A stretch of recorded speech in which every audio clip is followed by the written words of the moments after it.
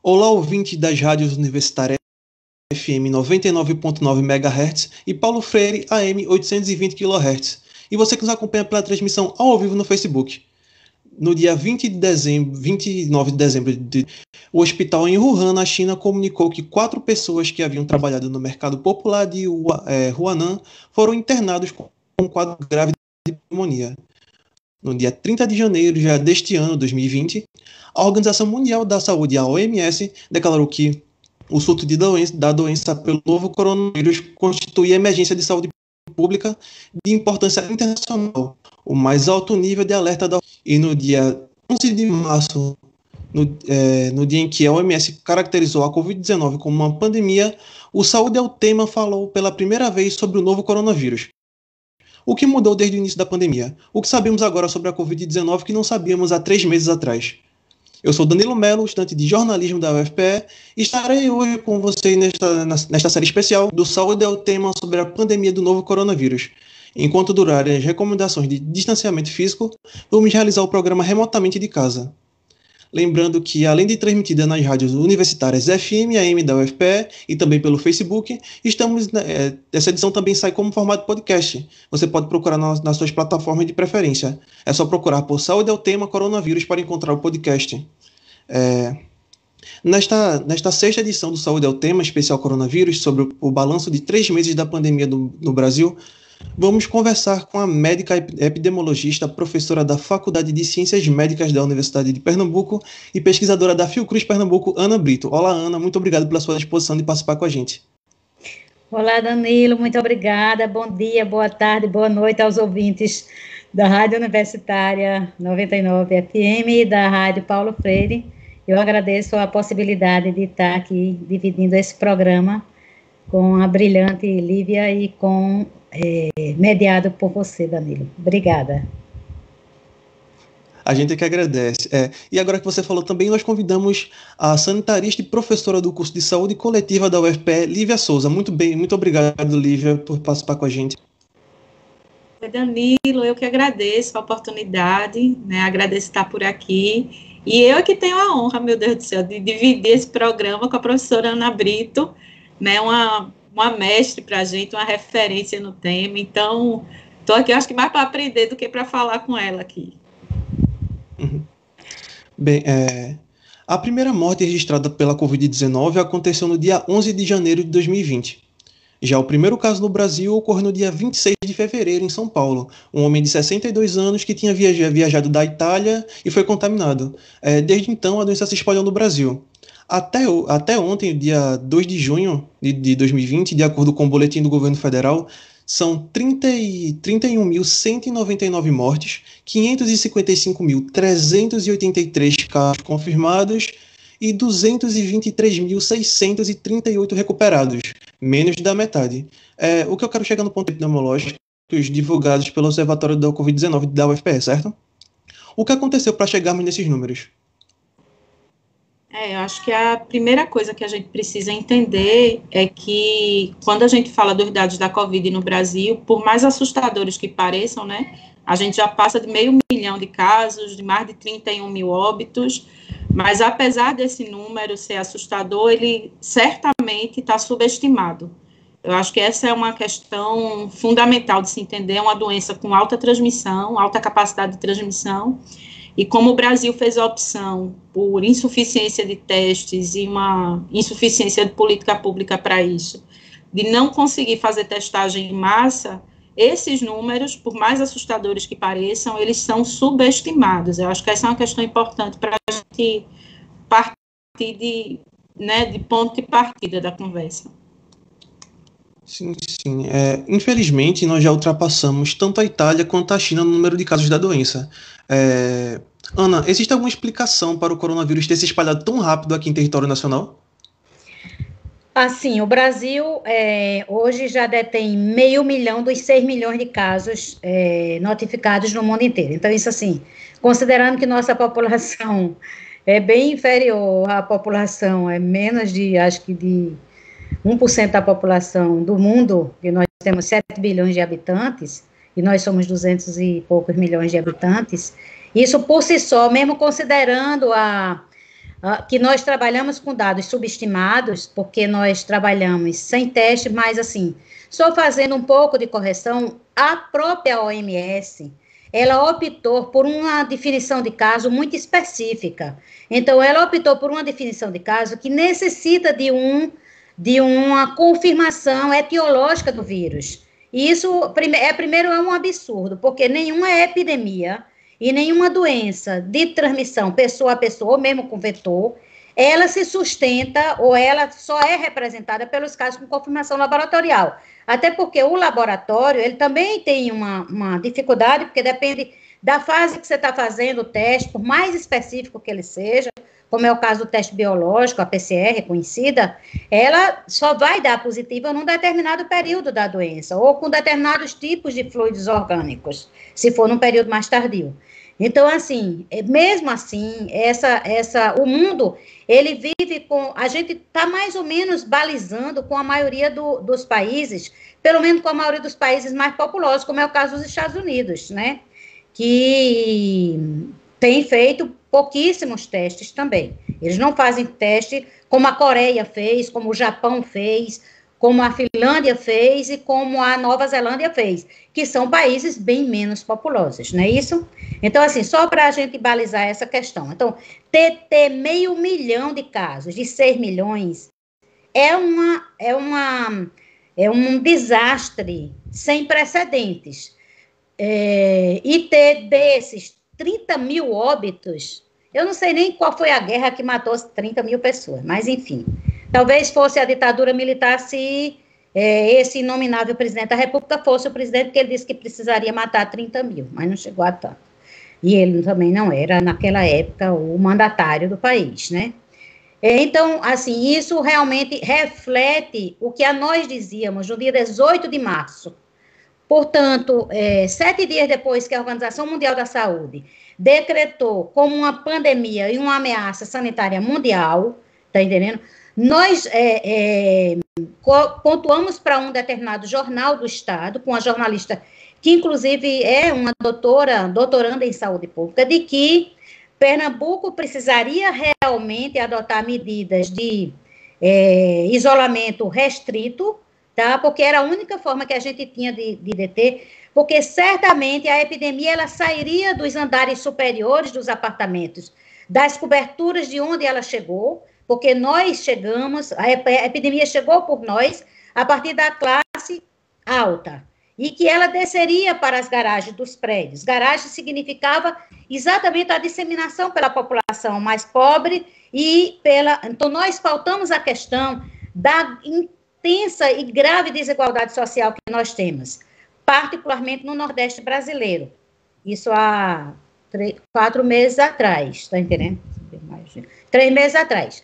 Então, assim, nós tínhamos naquela época 33 casos, está entendendo? Notificados da epidemia. E nós colocávamos que ou nós trabalharíamos com uma agenda social de proteção aos mais necessitados, aos pequenos comerciantes, aos MEIs, aos trabalhadores individuais, aos autônomos, às pessoas que não tinham um ganho fixo, e protegia as pequenas e médias empresas, obviamente, que a gente sabe o quanto significa o espalhamento dessa epidemia, a disseminação desproporcional e o acometimento e o adoecimento da população, ou nós teríamos, em pouco tempo, uma falta de controle total, porque também precisaria, naquele momento, que já tivesse planejado, já tivesse um plano estratégico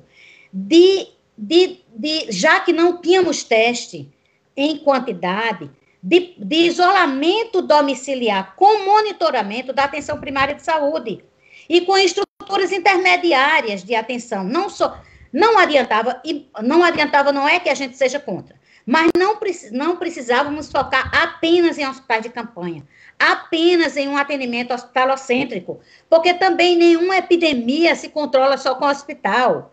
Então, a gente tinha que trabalhar com medidas de prevenção e promoção da saúde naquele momento. E assim, para mim, a sua pergunta, Danilo, só focando, a grande disseminação e a velocidade de aceleração dos casos no Brasil, não só na região Nordeste, mas agora mais intensamente no norte e nordeste do país. Acho que Lívia e Vaine têm feito trabalhos em torno disso, têm mostrado claramente, nas últimas semanas, a disseminação desse vírus, inclusive já ultrapassando, inclusive em aceleração, o número de São Paulo, que foi o epicentro inicial da epidemia. Está entendendo? Então, é isso. A gente não aliou uma política estratégica de enfrentamento como política pública na área da saúde e na área social, e nós temos uma desigualdade socioeconômica sem precedentes e sem paralelo na história dos países que estão enfrentando essa pandemia. Com certeza. Bem, no início da pandemia, era comum que se comparasse a Covid-19 a uma gripe comum, um resfriado. Hoje temos uma ideia bem diferente do que nós usamos, do termo que usamos no começo. O que mudou na forma que a própria ciência e as pessoas estão enxergando o coronavírus? Lívia?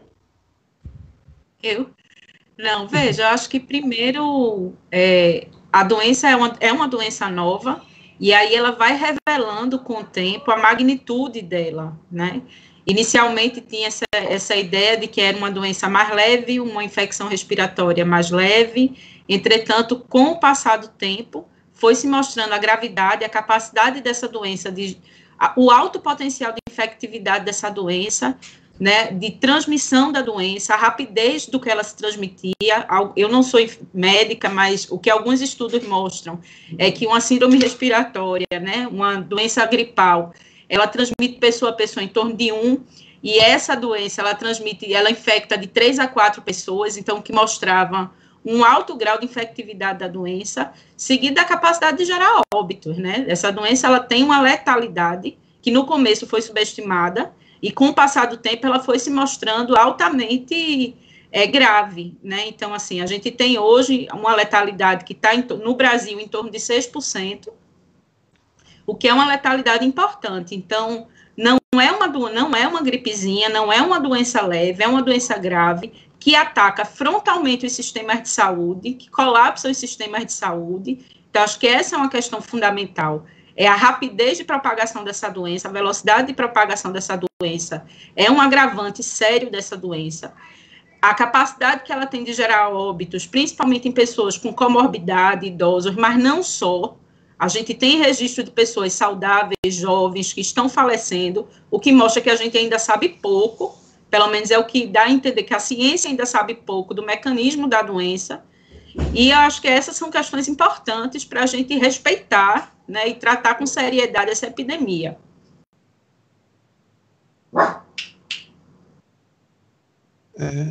Bem, Ana, você falou agora há pouco sobre as estruturas e como o enfrentamento do coronavírus foi feito desde o começo da pandemia até agora. Bem, na sua opinião, o que faltou nesse enfrentamento lá no começo e que gerou os números de agora? Então, faltou primeiro uma liderança nacional que conduzisse essa ameaça sanitária global como, de fato, uma ameaça que iria resultar em muito sofrimento, tá entendendo? Então, nós não temos um comando federal, e isso foi determinante, né, inclusive em alguns dos países que eu falei, e vou falar num país muito mais próximo nosso, que é o Uruguai, e o outro que é a Argentina. No dia que a Argentina registrou 2 óbitos, nós não tínhamos registro de nenhum óbito, tá? O primeiro óbito do Brasil ocorreu 7 dias depois dos 2 primeiros óbitos que ocorreram na Argentina. No entanto, a Argentina, ela tratou essa epidemia com toda a seriedade que era necessária e tinha e estabeleceu uma frente de comando apoiado nas evidências científicas, tá certo? Então, um conjunto de especialistas na epidemiologia, na infectologia, na virologia, na física, em modelistas, tudo que se pode recrutar para manejo e acompanhamento e orientação das ações de controle, a Argentina fez. Hoje, a Argentina é um dos países com menor taxa de mortalidade de toda a América Latina, só perdendo, quer dizer, no ranking do sucesso, só não é menor do que o Uruguai, que iniciou o governo de que saiu de um governo de esquerda para um governo de extrema-direita, cuja disputa se fez voto a voto. A gente acompanhou no Brasil. Durante uma semana, a gente não sabia quem era o presidente, quem seria o novo presidente do Uruguai, mas no dia 1º de março, o novo presidente de direita do Uruguai assumiu o país na emergência da pandemia, já com notificação de casos em todos os países vizinhos, está entendendo? E manteve todo o staff do Ministério da Saúde e todo o plano de enfrentamento que vinha sendo preparado desde o começo do ano. Então, o Brasil não fez nada disso, está entendendo? Nós temos uma liderança que diz, e daí, quando nós tivemos vitimados mais de 5 mil pessoas no país, inclusive várias artistas, várias pessoas da arte, que é quem tem nos salvado nessa trajetória de isolamento, mesmo que sejam isolamentos não completamente restritivos, mas se não fosse a arte, a gente não estaria aqui, por exemplo, nos falando nesse momento. Então, os transtornos seriam bem maiores, a dificuldade de comunicação seria bem maior. Então, o Uruguai tem, se eu não me engano, notificado até agora 23 óbitos acumulados, menos de 1.000 casos acumulados, ou seja, menos do que se morre, do que se adoece em Pernambuco no dia. Eles têm durante toda a epidemia. Então, faltou isso. Faltou uma liderança, faltou um plano estratégico, faltou o fortalecimento da política mais capilarizada do Brasil, que é o SUS. O SUS vem sendo subfinanciado, historicamente, mas com a PEC da morte, que é aquela PEC, sei lá, eu nem acho que é 95, de Temer, conseguiu-se congelar o recurso para saúde, educação e segurança pública e assistência social durante 20 anos. Então, assim, a gente tinha uma subtração de bilhões de reais no SUS, acho 22 bilhões, eu não sei, porque essas cifras são tão grandes que eu não consigo fixar muito o zero, tá entendendo? Porque eu ganho com poucos zeros, então eu só fixo meus zeros. Então, são bilhões, tá certo? E aí, todo esse conjunto, todo esse arcabouço deixou de ser feito. Mesmo os estados tentando medidas, digamos, de esforço regional, como é o caso do Consórcio Nordeste, que é um espaço importante para capitanear e para catalisar e para organizar e para tentar adicionar medidas aos estados, mesmo o Consórcio Nordeste sofre por questões de base intensas, está entendendo? Então, e tem problemas com a questão de compras, e, bom, o Brasil, olha, o Brasil é uma dificuldade. Eu digo que a gente tem que lidar com a pandemia e o pandemônio no país. Então, faltou tudo isso. Faltou um planejamento, faltou um fortalecimento do SUS como medida realmente, ou seja, foram expulsos, o programa Mais Médico deixou de existir, o Bolsa Família foi reduzido para chegar a essas pessoas, o próprio benefício emergencial foi uma maneira, inclusive, de disseminação muito rápida da epidemia para o interior, porque as filas eram enormes em frente às agências financeiras, principalmente a Caixa Econômica Federal, as pessoas enlouquecidas porque estavam passando fome e precisavam receber esse benefício para não morrer de fome, em situação de pouca mobilidade. Então, acho que faltou muita coisa, faltou o essencial, faltou credibilidade na ciência. Então, a gente tem assistido, não quero nem entrar no detalhe dos medicamentos, mas a gente tem assistido uma verdadeira guerra de informações equivocadas, mentirosas e até verdadeiras travestidas de certas de verdades maiores, está entendendo? Então, nós temos uma seara de dificuldade, e isso dificulta a adesão da população, por exemplo, aos decretos de isolamento social, muito, porque a população escuta de um lado do governo do estado, do governo do município, e de outro lado é bombardeado por WhatsApp e por outras mídias, de que ele tem que tomar tais e tais e tais medicamentos que ele vai resolver, e que um conjunto de médicos bem vestidos, engravatados, chega num determinado bairro e diz, olha, aqui o kit é esse, e entrega dentro de um saquinho plástico. Então, a gente tem uma fragmentação na condução dessa epidemia de uma forma extremamente prejudicial a toda a população. Entendo. Bem, o governo federal, no seu boletim diário sobre a Covid-19, aponta que cerca de 200 mil pessoas se curaram do coronavírus. Essas pessoas têm alguma chance de contrair a doença mais uma vez ou elas estão seguras? Veja só, vou entrar aqui nesse debate, tá, Lívia? Porque a gente vem acompanhando um pouco essa coisa na perspectiva da virologia, né? O que acontece é que, como Lívia colocou no início, muitas questões ainda não têm respostas para esse vírus, tanto do ponto de vista das suas manifestações clínicas, das suas repercussões crônicas, que a gente já sabe que existirão, que estão existindo, e da sua manifestação do ponto de vista do tempo, do curto e do médio tempo. Os testes até agora, quer dizer, os testes que conseguem captar a presença de anticorpos neutralizantes, de IgG, está entendendo? Que seriam os anticorpos que significariam que você teve contato com o vírus e que você teoricamente desenvolve imunidade a ele, ainda não são suficientes, porque a gente está ainda na fase, do ponto de vista populacional, para eu dizer que tantos por cento da população tem presença de anticorpos que indicam uma fase de remissão da doença, isso vale, tá entendendo? Agora, do ponto de vista individual, a gente ainda não tem essa resposta.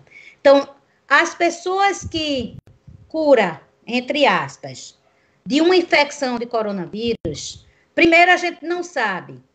A gente tem ideia, pelos estudos que foram desenvolvidos na China e agora mais recentemente na Coreia, de que eles desenvolvem imunidade temporária. Tá? Exemplo da dengue, tá entendendo? De outros vírus. Ou seja, para aquele mesmo vírus, com aquela mesma manifestação, ele provavelmente não terá outra infecção, tá? Neste momento, a curto prazo. Então, seria, porque a gente só tem 6 meses de evolução da doença, tá? O quanto da quantificação desse IgG é suficiente para dizer que a outra pessoa também é uma questão sem resposta, tá? Ainda sem resposta. Os estudos com anticorpos neutralizantes é que vão nos dizer isso.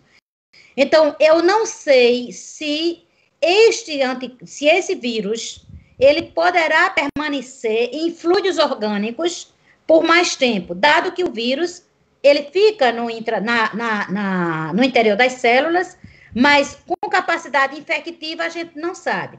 O que a gente só orienta é o seguinte: até o momento, quem já foi infectado e que entrou numa fase de remissão viral, ele deve se comportar como todo outro indivíduo na população, usar máscara, adotar todas as medidas de bloqueio para a disseminação do vírus, etc, etc.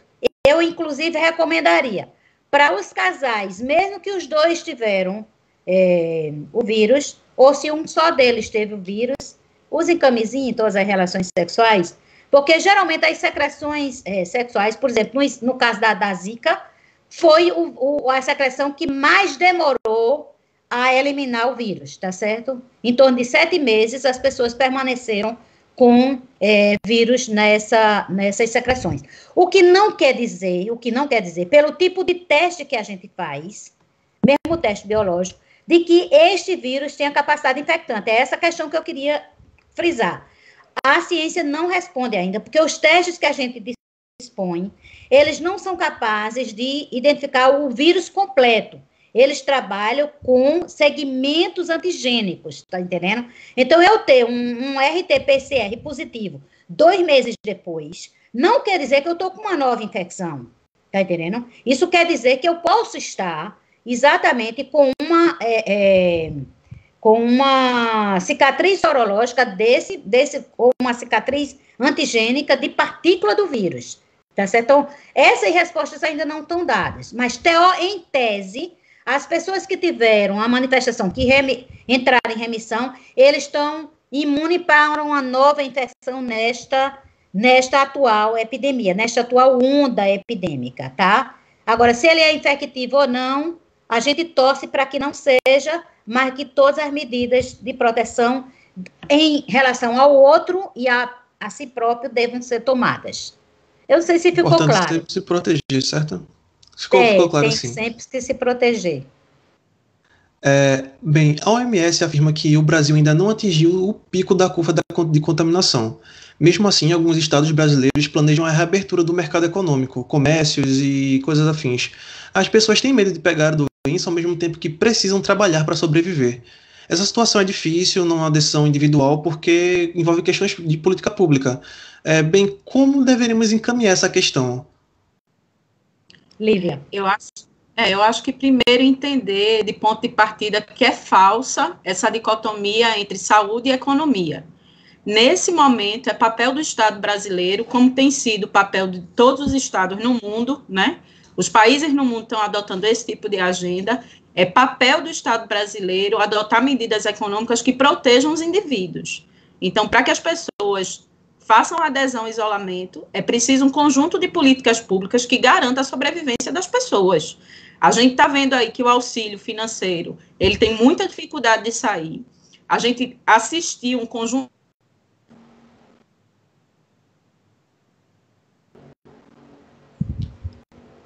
a gente vê que as pequenas empresas não estão conseguindo acesso a crédito, né? Metade do crédito que foi destinado às empresas está com as grandes empresas. Foi fala do ministro da Economia de dizer que ganharia dinheiro com as grandes empresas e que perderia dinheiro com as pequenas empresas. Então, eu acho que a primeira questão de se separar é entender que é papel do Estado brasileiro, isso faz parte de uma agenda de saúde, né? A gente entende saúde a partir do... Então, é parte de uma agenda de saúde proteger a vida das pessoas. E, com isso, precisa ter políticas públicas, políticas econômicas que garantam que as pessoas façam adesão ao isolamento. Na hora que essas políticas não existem, a gente faz uma política anti-saúde.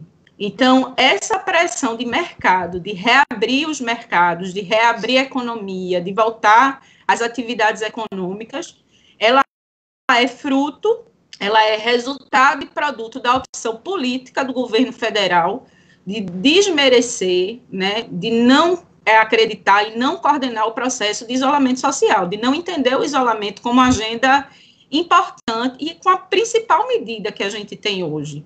Né? Hoje, o isolamento social, o distanciamento social, as medidas quarentenárias são as medidas mais importantes e mais eficazes para o enfrentamento da epidemia. Não há outra medida ainda que garanta esse tipo de resolutividade. Então, a gente tem, como a professora Brito bem falou, a gente tem um sistema de saúde desfinanciado. É importante a gente entender que o SUS, ele não é mais nem subfinanciado, ele é desfinanciado. Ele vem perdendo recursos expressivos. A professora falou aqui na ordem de bilhões. De 2016 para cá, o SUS perdeu 20 bilhões. Nas últimas 2 décadas, o SUS perdeu mais de 400 bilhões de reais de recursos.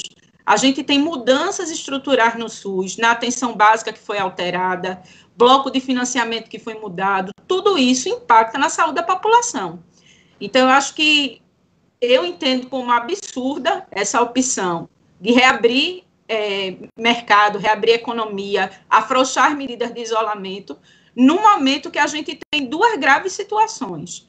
A epidemia não desacelerou, muito pelo contrário, a gente está ainda em aceleração da curva, como a professora falou, a gente está em aceleração, principalmente nos estados do Norte e Nordeste, e a gente está em aceleração nas camadas mais pobres da população.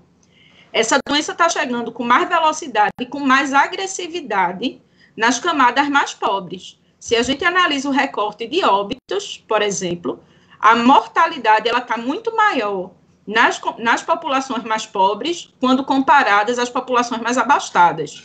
Então, o recorte de classe social, de desigualdade social e econômica, ele é um elemento fundamental na compreensão dessa doença. Então, eu entendo como absurda, como uma medida antipovo, uma medida sabe, de genocídio da população, afrouxar as medidas quarentenárias nesse momento. É a necropolítica, sabe? Sim, sim. Agora, as pessoas estão começando a mandar perguntas aqui no Facebook pra gente, e tem um aqui de Lúcio Souza, que eu vou ler para você agora, Lívia. Como podemos combater essas informações falsas, quando pessoas que se dizem médicos chegam na comunidade espalhando informações falsas, incentivando o uso de remédios inadequados? A gente está vivendo um momento, enquanto sociedade, e aí no mundo, esse momento, essa era da chamada pós-verdade, de que a verdade está sendo o tempo todo colocada à prova, né? Questionada. Eu não sei como é que a gente discute hoje a adesão, as pessoas acreditarem na ciência, quando as pessoas voltam a uma agenda de discutir se a Terra é plana, né?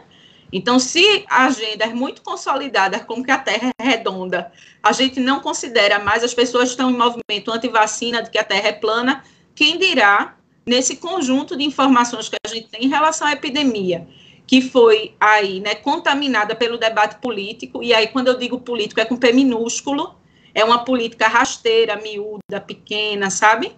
Então, esse debate foi contaminado pela agenda política, por essa polarização, pela ignorância. Eu acho que a forma que a gente tem de combater esse tipo de informação é com informação de verdade. Mas, para isso, as pessoas precisam acreditar na ciência, né?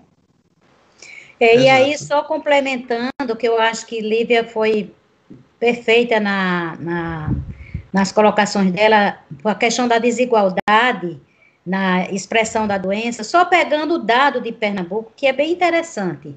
Ora, 5 cidades, com o último decreto do governador, ficaram o que ele chamou de quarentena restrita. Não, bom, as medidas quarentenárias mais rígidas, tá?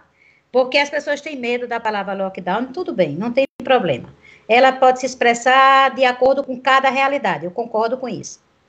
Nós integramos uma rede que também começou a ser montada exatamente lá no início de março, que chama-se Rede Solidária em Defesa da Vida.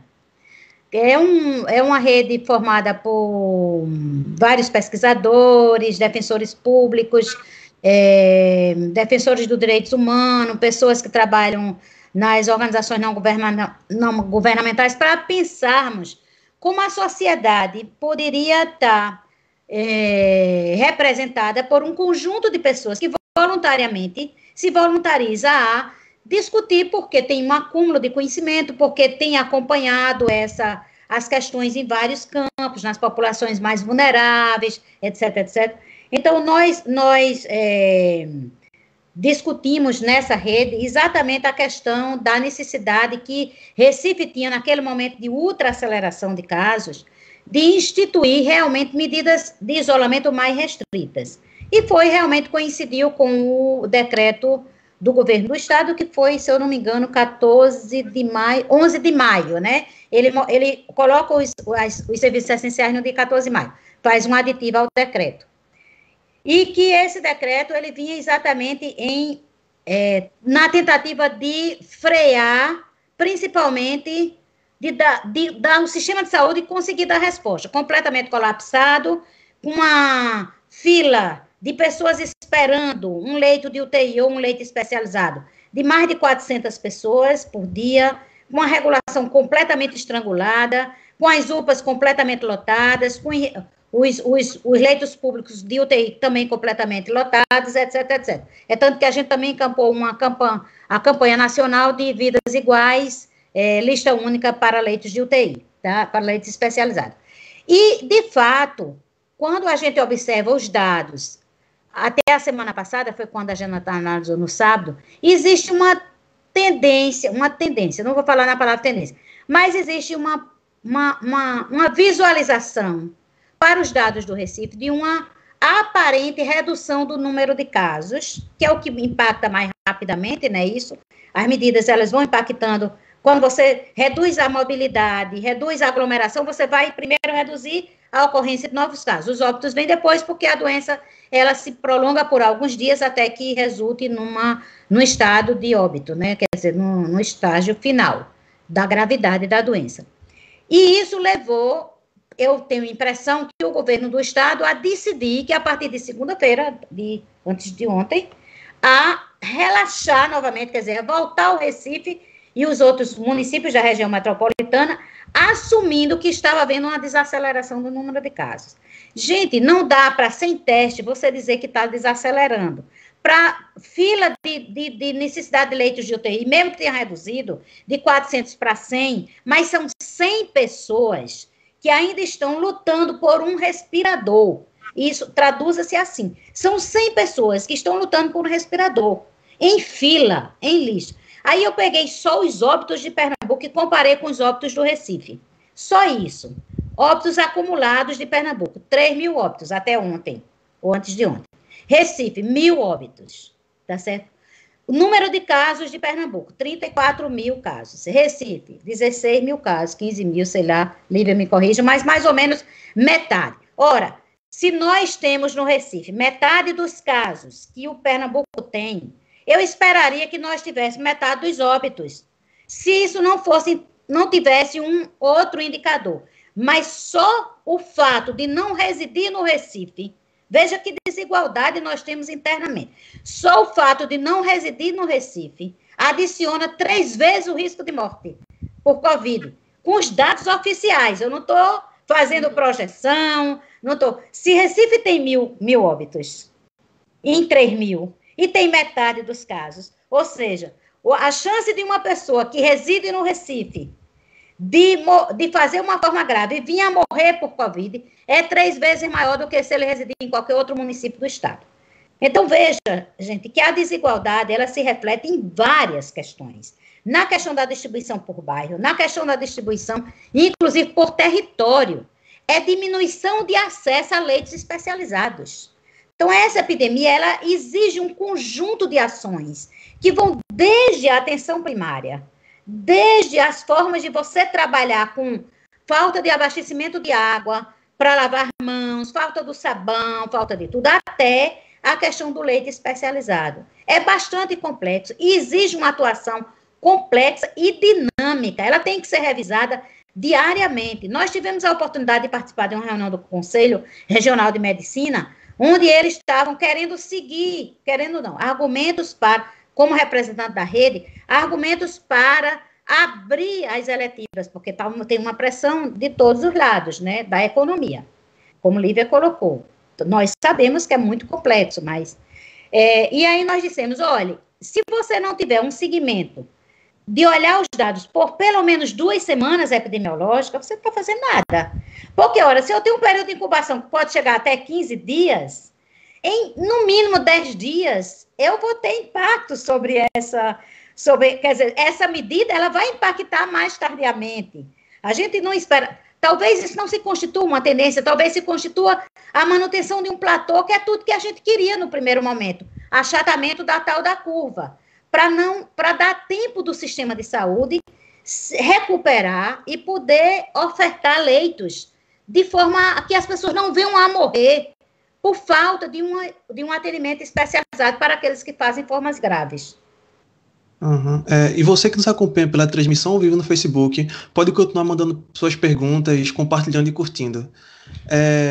Vocês falaram agora há pouco sobre a reabertura do comércio, e eu queria saber o seguinte, a reabertura do comércio está sendo muito discutida, que ela pode trazer uma segunda onda da Covid-19, com mais casos e mais vítimas. É possível que, com essa segunda onda, o sistema de saúde daqui seja inflamado, como foi inflamado em outros estados? Lívia, pode responder essa? Veja, essa é uma característica da doença, né? Na medida que a gente descontrola, que a gente perde o controle da epidemia, a gente colapsa o sistema de saúde. Então, se a gente afrouxar, eu acho que é uma matemática relativamente simples de ser feita. Se a gente afrouxa as medidas quarentenárias e os casos voltam a aumentar e os óbitos voltam a aumentar, consequentemente, o sistema de saúde entra em colapso. Como a professora Ana Brito falou, a gente estava com uma fila de espera de 400 pessoas para um leito de UTI. Essa fila de espera reduziu para 100, mas ainda é fila de espera. Então, se a gente afrouxar essas medidas e o número de casos aumentar, a rede que a gente tem é a mesma. A rede sendo a mesma, a gente vai ter, sim, aumenta a gravidade da doença, a gente pode ter aí mais óbitos por falta de assistência à saúde, por assistência inadequada, porque as pessoas simplesmente não conseguem acessar o sistema de saúde, seja ele público ou privado. Então, eu acho que essa é uma equação relativamente simples, e é por isso que não faz sentido, nesse momento que a gente não reduziu expressivamente os casos, que a gente não entrou na fase de remissão da epidemia, não faz sentido, neste momento, a gente afrouxar medidas de isolamento. Associando a isso, desculpe, Danilo e Lívia, a questão da força de trabalho em saúde. Esta epidemia, diferente de outras epidemias que a gente enfrentou, como dengue, AIDS, etc., e hepatites, a força de trabalho em saúde adoece desproporcionalmente e ela deixa de atender. E a exigência de uma força de trabalho especializada, quando eu faço força de trabalho especializada, eu não estou falando só do intensivista que entuba, não, eu estou falando desde o maqueiro, desde o auxiliar de serviços gerais, que sabe lidar com expurgo, tá entendendo? Que sabe lidar com fluxo, do enfermeiro, do fisioterapeuta, da assistente social que está lá, inclusive trabalhando com o dilema do transtorno de um luto mais dolorido do que todos os lutos, que é você não poder estar acompanhando o seu parente, ou seu ente querido, tá? Ou sua mãe, ou seu filho, ou seu pai, ou seu avô. Então, a força de trabalho, ela também é limitada, e ela sofre com a epidemia. Nós temos a maior proporção de profissionais de saúde com o Covid do Brasil, e eu diria do mundo, porque a maior proporção até então tinha sido a da Espanha com 20%. Pernambuco chega a 37% de sua força de trabalho vitimada pela Covid, basicamente, quer dizer, prioritariamente nos setores de enfermagem, enfermeiros, técnicos, auxiliares de enfermagem, e aí vem segurança, médicos, fisioterapeutas. Então, isso é um outro dado que essa epidemia nos revela, que é que a gente tem que proteger não só os ambientes domiciliares, mas o ambiente de trabalho desses profissionais. Por isso que desde o começo que a gente advogou que tinha que existir estruturas intermediárias para esse profissional, ele além de se recuperar, ele não ser um vetor para o intradomicílio, de ter estruturas intermediárias, tipo hotéis, pousadas, para que esse profissional pudesse fazer seu descanso sem voltar para a sua própria casa, tá entendendo? Para não disseminar mais ainda essa epidemia, que está sendo, infelizmente, também disseminada por eles. Essa falta de um cuidado com a própria comunidade médica, como vocês estão vendo ela? Ela foi mal preparada, ela não está sendo pensada, ela tem algum esboço de preparação pelo governo federal, ou estadual, ou os municipais?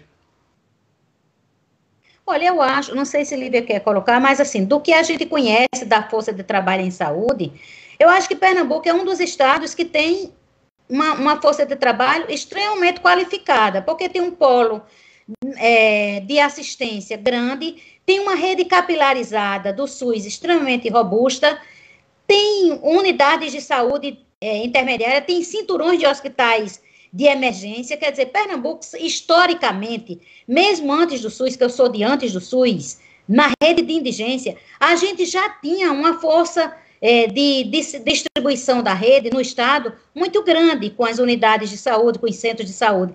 O problema é que a gente vem sofrendo com a opção política de desmantelamento do SUS, tá entendendo?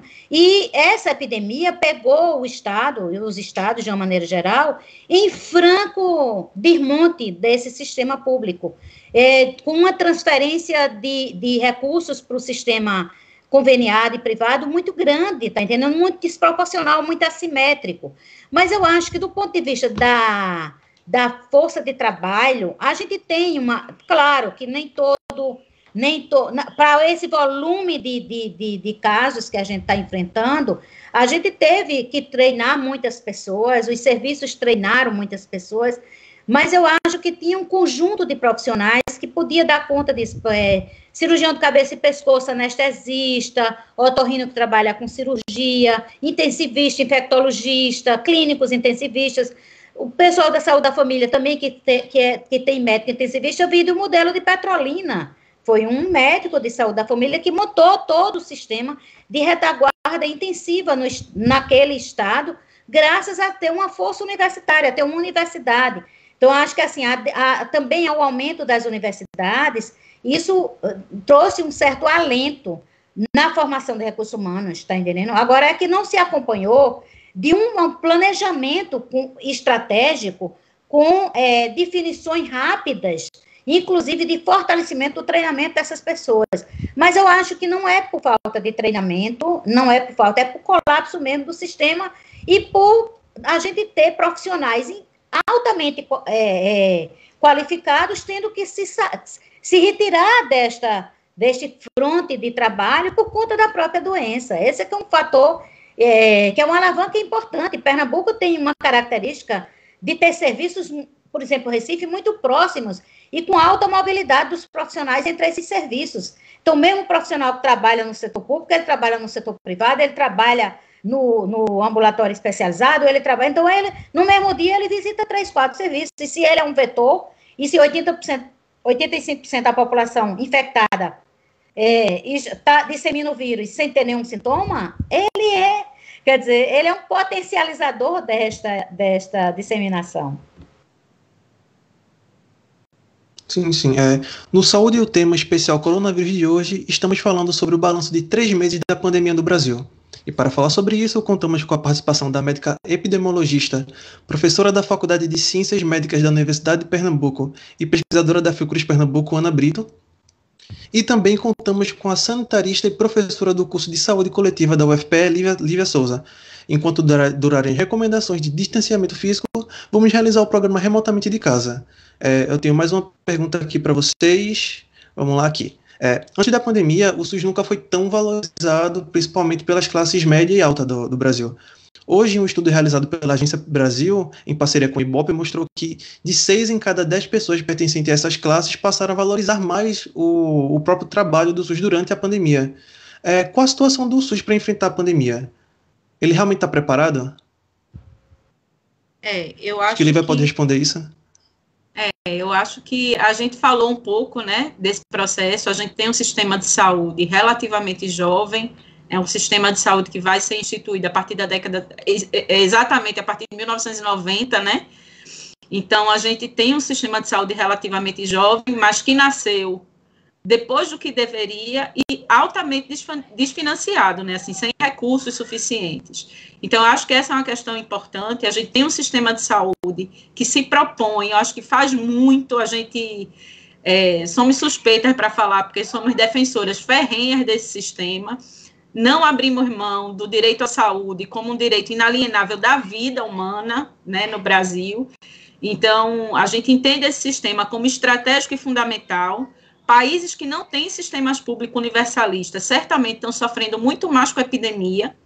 Veja o caso dos Estados Unidos, né, com muito mais recursos, que tem um gasto público muito maior do que o nosso, inclusive, embora não tenha sistema público de saúde, ele não tem sistema público e, com isso, os desdobramentos da epidemia são muito mais graves. Então, acho que, primeiro, é entender esse lugar do SUS, né, ele é quem operacionaliza o direito à saúde. E a segunda coisa importante para a gente entender é esse discurso em torno do SUS, é quem avalia positivamente ou não o SUS. O SUS entrou com a epidemia, ele entra na agenda do debate público. As pessoas começam a enxergar a importância do SUS, mas é um sistema que por muito tempo, e isso não é sem intencionalidade, ele fica aí sujeito a uma pauta, a uma agenda negativa o tempo inteiro. Então, a gente tem interesses de mercado, e para esses interesses não é interessante de que o SUS funcione, de que ele responda adequadamente às demandas da população. Isso explica muito do desfinanciamento do SUS. A gente já teve ministro para dizer que o SUS é caro demais e que não dá para ter sistema de saúde para todo mundo. A gente já teve proposta de plano de saúde popular, e tudo isso são propostas recentes. O próprio ministro da Saúde, o ex-ministro da Saúde, o Mandetta, ele começa na gestão pública do SUS, enquanto ministro, fazendo uma fala de que precisava rediscutir a universalidade do SUS. Então, esse sistema está sob ameaça o tempo inteiro. É importante demais que a população comece a se apoderar e entender a relevância do Sistema Único de Saúde, entender que ela é um patrimônio do povo brasileiro, mas a gente precisa entender que o conjunto de conflitos de interesse que estão por trás disso. Né? Então, a gente tem um interesse de mercado muito grande para que esse sistema não dê resposta. Num momento desse, fica claro e evidente de que o setor privado ele é incapaz, absolutamente incapaz, de dar a resposta que a população precisa. E que se a gente não tiver uma política de Estado, uma política pública de saúde, a gente estaria, né, na barbárie. A gente estaria com um número de óbitos muito maior, a gente estaria sem vigilância em saúde, porque o SUS não é só assistência. A gente não está falando aqui de leitos de UTI, de respirador. A gente está falando desde a vigilância à saúde, a gente está falando do acompanhamento de média, alta complexidade, da atenção básica. Então, é muito maior do que isso. Acho que a professora... Eu gostaria só de complementar a brilhante intervenção de Lívia. Aliás, tem sido brilhantes, parabéns, Lívia, você é ótima. Eu tenho certeza. A questão de que o SUS é impressionante como o Brasil médio, ele vira as costas para o que ele utiliza todos os dias. Porque se não existisse a vigilância sanitária, não estou falando nem da epidemiológica, não existiria garantia de segurança alimentar, não existiria garantia de segurança biológica em hospitais, porque quem regula isso é o SUS. Quem tem o maior programa de vacina do mundo, gratuito, é o SUS. Quer dizer, o filho da pessoa mais rica e o filho da pessoa mais pobre têm acesso ao mesmo calendário vacinal, na mesma época, e as mesmas vacinas. Quem financia todo o programa de transplante do Brasil, 100% é o SUS. Quem financia 95% de todas as hemodiálises feitas no Brasil é o SUS. Quer dizer, como é que uma média brasileira considera que esse sistema, ao invés de ser colocado, como Lívia colocou, como um patrimônio nosso, e que a gente não abre mão dele, a exemplo do que aconteceu na Inglaterra, com o Sistema Nacional de Saúde inglês, a gente viu o exemplo do primeiro-ministro, que inclusive começou desacreditando não, começou achando que tinha que fazer imunidade de rebanho, deixar todo mundo livre, porque iam se infectar muitos, mas e quando ele próprio foi infectado, e que ele próprio usou um sistema, e que dividiu, quer dizer, que foi atendido por um médico português, um enfermeiro paquistanês, é que ele viu que aquele sistema era um patrimônio não só do povo inglês, era um patrimônio do povo do mundo, tá entendendo? Era um patrimônio mundial, Os sistemas públicos de saúde, a exemplo da Alemanha, da Itália, apesar de tudo que aconteceu, da Espanha, de Portugal, do Brasil, são patrimônios do povo, tá entendendo? E são necessários. Imagine se a gente não tivesse assistência médica pré-hospitalar pelo SAMU, por exemplo. Vocês imaginam o Brasil sem o SAMU? Tentem imaginar. É só o que eu faço a pergunta. Tente imaginar o Brasil sem um programa de vacinação. Tente imaginar o Brasil sem um sistema de vigilância. Sem a gente estar dizendo que, mesmo sendo subestimado, a gente tem 500 mil de casos de Covid. Nada disso seria possível.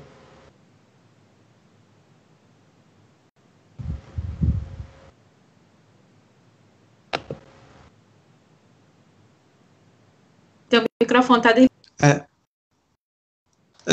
e vocês acreditam agora que o SUS vai ser mais valorizado depois da pandemia? Eu espero. Em manter viva, né, a agenda em defesa do SUS, e a gente precisa, sobretudo, discutir questões estruturais. A gente precisa revogar a emenda constitucional 95. Ela vai acabar com o SUS. Então, eu espero, Danilo, que, de fato, isso mude a concepção do povo brasileiro sobre a importância do nosso sistema. Com certeza. As fake news se tornaram um problema sério em todo o mundo. Algumas, inclusive, negam a realidade, como se não estivéssemos vivendo uma pandemia gravíssima com tantas mortes. Agora temos visto algumas dizendo que já estamos diminuindo o número de casos no Brasil. Isso é verdade? Qual a projeção estimativa de relação à continuação no Brasil? Lívia, eu estou com problema do som, eu acredito, eu tive que sair, retornar. Começa a resposta, Danilo, por gentileza, para eu poder... Tá. O que eu quero saber é se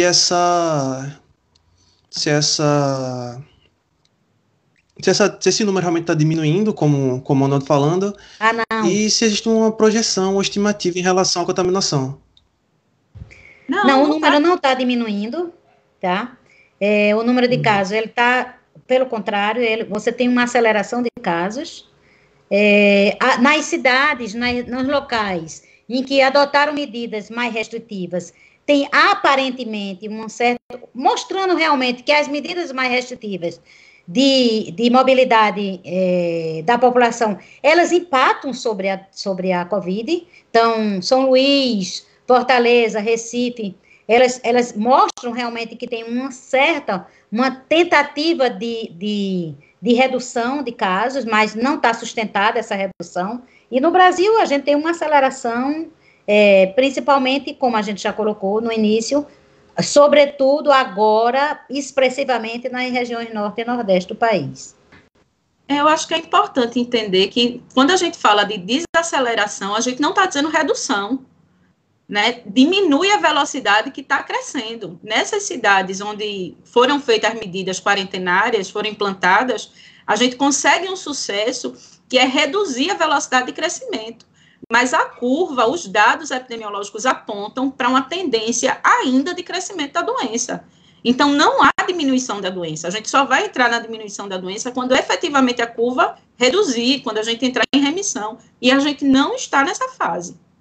Isso, quando a gente mantiver um platô, mesmo em números mais altos, e em seguida desacelerar, quando estancar a fila de leitos por UTI, quando começar a ter leite sobrando de UTI, quando as pessoas não estiverem adoecendo dentro de casa, tá entendendo? E aí, sim, esse é o caminho que seguiram os outros países, né? Que começaram a flexibilização agora, tá entendendo? E começaram a flexibilização com monitoramento da flexibilização, com parâmetros e monitoramento. E o monitoramento mais importante é a testagem, que o Brasil não tem, gente. O Brasil não tem teste. Nós temos um número de testes insignificantes. Isso é determinante, inclusive, no acompanhamento dessa epidemia. Então, a gente está acompanhando a epidemia pela explosão. A gente não está acompanhando a epidemia pela racionalidade do segmento nem no monitoramento dos casos. A gente não monitora contato intradomiciliar, a gente não monitora isolamento intradomiciliar, a gente não está impedindo que as pessoas andem de ônibus superlotados, a gente não está impedindo que nos terminais de passageiro haja distanciamento, porque não há. Aumentou, inclusive, 75% dentro do ônibus, dos nossos ônibus. 75% é como você está com um ônibus pleno em qualquer outro país do mundo. Tá entendendo? São todas as cadeiras sentadas. As pessoas com menos de meio metro de distância uma da outra. Bem, o Saúde é o Tema fica por aqui. Eu agradeço a participação da médica epidemiologista, professora da Faculdade de Ciências Médicas da Universidade de Pernambuco e pesquisadora da Fiocruz Pernambuco, Ana Brito, e também a participação da sanitarista e professora do curso de Saúde Coletiva da UFPE, Lívia Souza. Muito obrigado a vocês dois. Nós aqui agradecemos, eu, assim, acho que o debate, ele pode ser muito útil para que as pessoas entendam um pouco o atual momento que a gente vive, que não é momento de flexibilizar, não é momento de relaxar as medidas de isolamento, que a atitude individual, ela é importante como uma proteção coletiva, então que nós, como sociedade, também possamos aderir a essas medidas de isolamento, entendendo que isso é a forma que a gente tem, neste momento, antes de vacina e de medicamento, de combater a epidemia e de reduzir o número de casos. Eu também agradeço, Danilo, pela oportunidade, agradeço pelo privilégio de estar junto da professora Ana nesse momento e dizer a vocês que a gente segue com o trabalho no observatório, a gente diariamente está atualizando os dados da situação do Brasil e de Pernambuco, lá na página do Observatório. Eu acho que informação é um remédio importante para esse momento que a gente está vivendo. Então, eu agradeço demais a oportunidade de estar junto aqui. A gente que agradece. E eu quero agradecer também a Lúcio Souza, Ruth Vieira, Ana Mello e todas as pessoas que curtiram, compartilharam e comentaram o programa enquanto assistiam a gente. Caso você tenha perdido o começo deste programa ou algum outro programa anterior, você pode ouvir no formato de podcast nas plataformas digitais. É só procurar por Saúde é o tema especial Coronavírus para encontrar na plataforma de podcast de sua preferência. A produção foi minha, de Danilo Mello, sob orientação da professora Paula Reis, junto com a professora Ana Paula Mello. O roteiro dos estudantes da UFPE, Ana Alice Barros e Danilo Mello. De jornalismo, Antony Santana, de RTV Internet, e Carla Nogueira, de Comunicação Social, do Campus Agreste. Nas redes sociais, os estudantes da UFPE, Lucas Dantas e Mariá, de Rádio TV Internet. E Ana Sofia Ramos e Letícia Gabriela, de Publicidade e Propaganda, sob orientação da professora Cecília Almeida. Coordenação de transmissão e streaming, Catarina Polônio. Tchau e até o próximo Saúde.